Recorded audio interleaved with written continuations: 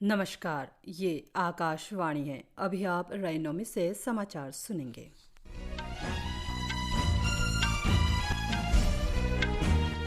पहले मुख्य समाचार।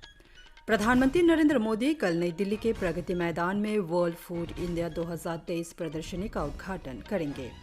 तृणमूल कांग्रेस की सांसद महुआ मोइत्रा धन लेकर संसद में प्रश्न पूछने के कथित मामले में आज लोकसभा की आचार समिति के समक्ष उपस्थित हुई। भूटान के नरेश जिग्मे खेसर नामग्याल वांगचुक 8 दिन की आधिकारिक यात्रा पर कल भारत आएंगे।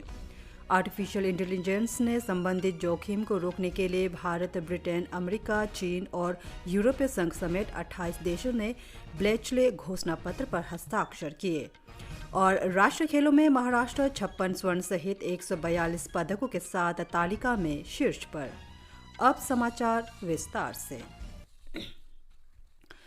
प्रधानमंत्री नरेंद्र मोदी कल नई दिल्ली के प्रगति मैदान में वर्ल्ड फूड इंडिया 2023 प्रदर्शनी का उद्घाटन करेंगे। 3 दिन के इस कार्यक्रम का आयोजन खाद्य प्रसंस्करण उद्योग मंत्रालय कर रहा है। इसका लक्ष्य विश्व को भारत की समृद्ध भोजन संस्कृति से परिचित करना है। आकाशवाणी समाचार के साथ एक भेंट में मंत्रालय की सचिव श्रीमती अनिता प्रवीण ने कहा कि 23 राज्यों और कई देशों से करीब 1200 हितभागी अपने उत्पाद इस प्रदर्शनी में प्रदर्शित करेंगे। तृणमूल कांग्रेस की सांसद महुआ मोइत्रा धन लेकर संसद में सवाल पूछने के कथित मामले में आज लोकसभा की आचार समिति के समक्ष उपस्थित हुई। अन्य दस्तावेजों और सबूतों के अतिरिक्त 3 केंद्रीय मंत्रियों ने मिली रिपोर्ट के आधार पर संसद में महुआ मोइत्रा से पूछताछ जारी है।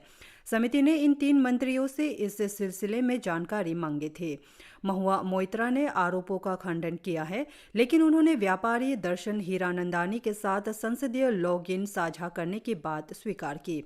भाजपा सांसद निशिकांत दुबे ने आरोप लगाया था कि तृणमूल कांग्रेस के सांसद ने संसद में सवाल पूछने के लिए व्यापारी से रिश्वत ली। इन सवालों का उद्देश्य अडानी ग्रुप और प्रधानमंत्री नरेंद्र मोदी पर आक्षेप लगाना था। महुआ मोइत्रा पर सवाल के बदले रिश्वत लेने का अभियोग लगाने वाले सर्वोच्च न्यायालय के अधिवक्ता जय अनंत देहाद्राई से भी पिछले महीने आचार समिति ने पूछताछ की थी। मध्य प्रदेश में एक चरण और छत्तीसगढ़ में दूसरे चरण के विधानसभा चुनाव के लिए आज नाम वापसी की आखिरी तारीख है। मध्य प्रदेश में सभी 230 निर्वाचन क्षेत्रों और छत्तीसगढ़ में कुल 90 में से 70 निर्वाचन क्षेत्रों के लिए मतदान इस महीने की 17 तारीख को होंगे। वित्त मंत्री निर्मला सीतारमण ने आज श्रीलंका के त्रिंकोमाली में भारतीय स्टेट बैंक की शाखा का शुभारंभ किया। श्रीलंका के पूर्वी प्रांत के गवर्नर सेंथिल थोंडामन, श्रीलंका में भारत के उच्चायुक्त गोपाल बागले और एसबीआई प्रमुख दिनेश खरा इस अवसर पर उपस्थित थे। भारतीय स्टेट बैंक के 159 वर्ष के अनुभव का उल्लेख करते हुए वित्त मंत्री निर्मला सीतारमण ने देश विदेश में विकसित होने की इसकी प्रतिबद्धता की सराहना की। उन्होंने विशेष रूप से श्रीलंका के आर्थिक संकट के दौरान इसकी उपस्थिति की प्रशंसा की। स्टेट बैंक ने भारत सरकार द्वारा श्रीलंका को $1 अरब की ऋण सहायता उपलब्ध कराई थी। इलेक्ट्रॉनिकी और सूचना प्रौद्योगिकी सचिव एस कृष्णन ने कहा है कि भारतीय कंप्यूटर आपात कार्रवाई दल CERT इन एप्पल आईफोन में हैकिंग धमकी से संबंधित मैसेज भेजे जाने की छानबीन कर रहा है। आज नई दिल्ली में संवाददाताओं से बातचीत में श्री कृष्णन ने कहा कि इस सिलसिले में एप्पल को नोटिस भेजा गया है। आशा है कि वो छानबीन में सहयोग करेगा। CERT इन कंप्यूटर सुरक्षा से संबंधित घटनाओं की छानबीन के लिए एक राष्ट्रीय नोडल एजेंसी है। कुछ विपक्षी सांसदों ने हैकिंग धमकी के संदेश का ये मुद्दा उठाया था।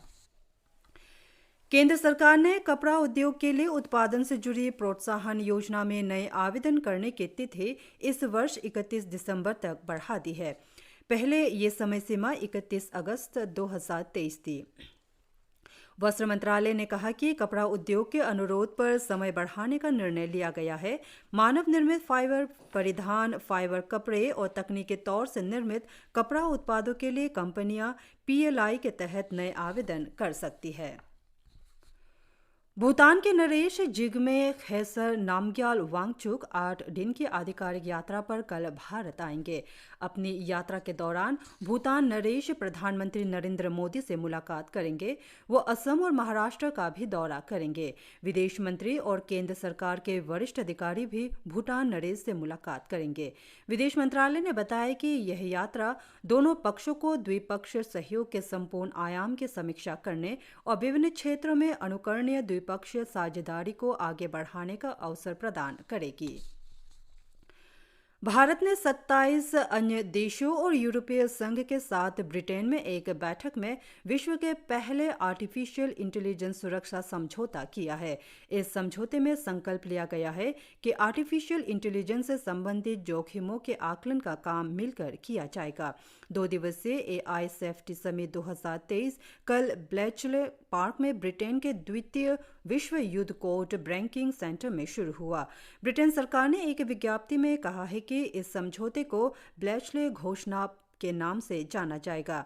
ब्रिटेन के प्रधानमंत्री ऋषि सुनक ने कहा है कि यह घोषणा एक महत्वपूर्ण उपलब्धि है जो ये दर्शाती है कि विश्व की महानतम आर्टिफिशियल इंटेलिजेंस शक्तियां प्रौद्योगिकी के जोखिमों को समझने के पीछे शीघ्रता पर सहमत है, जो हमारे बच्चों और उनके भावी पीढ़ियों के दीर्घकालिक भविष्य को सुनिश्चित करने में सहायक सिद्ध होंगी।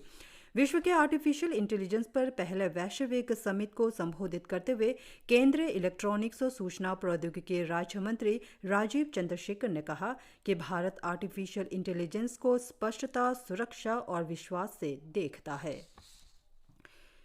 रूस की सरकार ने भारतीय नागरिकों के लिए बैंक खाते खोलना और लेन देन करना आसान बना दिया है। भारत में रूसी दूतावास के अनुसार अब दूर दराज से भी रूसी बैंकों में खाते खोले जा सकेंगे। भारतीय नागरिकों को इस बारे में जरूरी दिशा निर्देशों के लिए central bank of Russian federation के साथ साझेदारी वाले किसी भारतीय बैंक से संपर्क करने की सलाह दी गई है। इससे रूस पहुंचने पर जल्दी से जल्दी साझेदार रूसी बैंक से कार्ड प्राप्त किया जा सकेगा और वित्तीय लेन देन हो सकेगा। इससे भारतीय पर्यटकों और रूस में अध्ययन कर रहे 15,000 विद्यार्थियों को विशेष लाभ होगा। कुछ दिन पहले ही रूस ने घोषणा की थी कि भारतीय नागरिक रूस आने के लिए ई-वीज़ा आवेदन कर सकते हैं। इन फैसलों से दोनों देशों के मजबूत होते संबंधों का संकेत मिलता है। इजरायल और हमास के बीच युद्ध शुरू होने के बाद बुधवार को मिस्र के लिए रफा क्रॉसिंग पहली बार खोले जाने के बाद 400 से अधिक लोग गाजा छोड़कर चले गए। फिलिस्तीनी अधिकारियों ने कहा कि अब तक 335 विदेशी पासपोर्ट धारक और 76 घायल गाजा से निकल पाए हैं। संचार प्रदाता कंपनी पालटेल के अनुसार गाजा में फोन और इंटरनेट सेवाएं पूरी तरह बंद है। 7 अक्टूबर के हमास के हमले में 1400 लोगों के मारे जाने और 239 व्यक्तियों के बंधक बनाए जाने के बाद से इजरायल गाजा पर लगातार बमबारी कर रहा है। गाजा क्षेत्र के स्वास्थ्य मंत्रालय ने बुधवार को कहा कि इजरायल की जवाबी बमबारी में 8,800 से अधिक फिलिस्तीनी मारे गए हैं और 22,000 से अधिक घायल हुए हैं। गोवा में 37वें राष्ट्रीय खेलों में महाराष्ट्र 56 स्वर्ण के साथ 142 पदक जीतकर तालिका में शीर्ष पर है। सेना खेलकूद नियंत्रण बोर्ड दूसरे स्थान पर है और हरियाणा तीसरे स्थान पर। विभिन्न स्पर्धाएं जारी है। लॉन्ग टेनिस, हॉकी, सेपक टकराव, फुटबॉल, एथलेटिक्स और ताइक्वांडो की प्रतिभाएं भी हो रही है। महिलाओं की लंबी कूद प्रतियोगिता में केरल की आंसी सोजन ने स्वर्ण पदक जीता। महिलाओं की जेवलिन थ्रो में हरियाणा की शिल्पा रानी को स्वर्ण पदक मिला। 50 मीटर की फ्री स्टाइल तैराकी में विरधावाल खरे ने अपनी ही रिकॉर्ड तोड़ा। डेकेथलॉन स्पर्धा में दिल्ली के तेजस्विन शंकर ने स्वर्ण पदक अपने नाम किया। तमिलनाडु की पुरुष टीम और आंध्र प्रदेश की महिला टीम 4x100 मीटर की रिले रेस में विजयी रही। दक्षिण कोरिया के चांगवांग में एशियाई निशानेबाजी प्रतियोगिता में भारत 21 स्वर्ण, 21 रजत और 13 कांस्य सहित कुल 55 पदकों के साथ पदक तालिका में दूसरे स्थान पर रहा। ऐश्वर्य प्रताप सिंह तोमर ने निशानेबाजी प्रतियोगिता में 50 मीटर राइफल 3 पोजीशन स्पर्धा में स्वर्ण पदक जीता है। 22 वर्षीय तोमर ने फाइनल में 463.5 के स्कोर के साथ स्वर्ण पदक प्राप्त किया। इसके साथ ये समाचार बुलेटिन समाप्त हुए। नमस्कार।